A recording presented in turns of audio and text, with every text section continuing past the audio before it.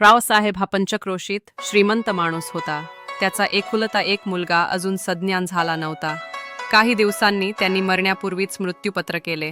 त्यात त्यांनी आपला एकुलता एक मुलगा अजून सज्ञान झाला नसल्याने आपल्या मृत्यूनंतर आपल्या मालमत्तेची व संपत्तीची देखरेख आपला जिवलग मित्र देवेंद्र आधाशे याने करावी.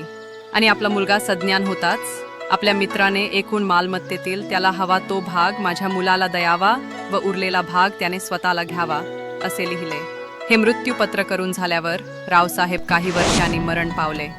4 वर्षांनी मरण पावलेल्या रावसाहेबांचा मुलगा कायद्याच्या दृष्टीने सज्ञान म्हणजे 18 वर्षांचा झाल्यावर त्याने त्या देवेंद्र आधाशेकडे आपल्या वडिलांच्या मालमत्तेवरील ताबा मागितला.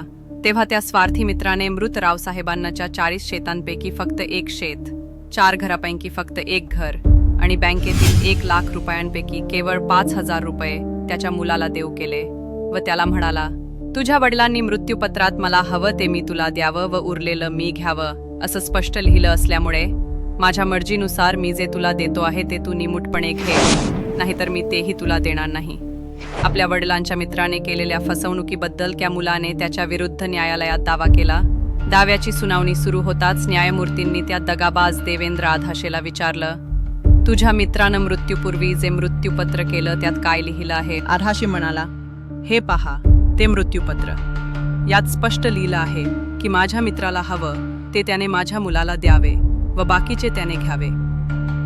न्यायमूर्तींनी पुन्हा विचारलं, मग आधाशे, तुझ्या मित्राच्या म्हणजे मृत रावसाहेबांच्या मालमत्तेपैकी तुला काय काय हवे?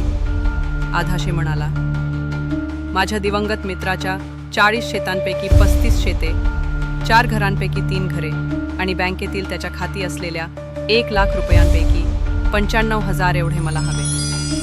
यावर न्यायमूर्ती म्हणाले, तुझ्या मित्राने मृत्यूपूर्वी केलेल्या मृत्यूपत्रात ज्या अर्थी तुला हवे ते तू त्याच्या मुलाला द्यावे असे लिहिले आहे आणि ज्या अर्थी तुला 35 शेते, 3 घरे व 95,000 रुपये हवे आहेत त्या अर्थी तुला हवे असलेले हे सर्व तू या मुलाला दे आणि उरलेली 5 शेते व 1 घर आणि 5,000 रुपये तू स्वतःकडे ठेव.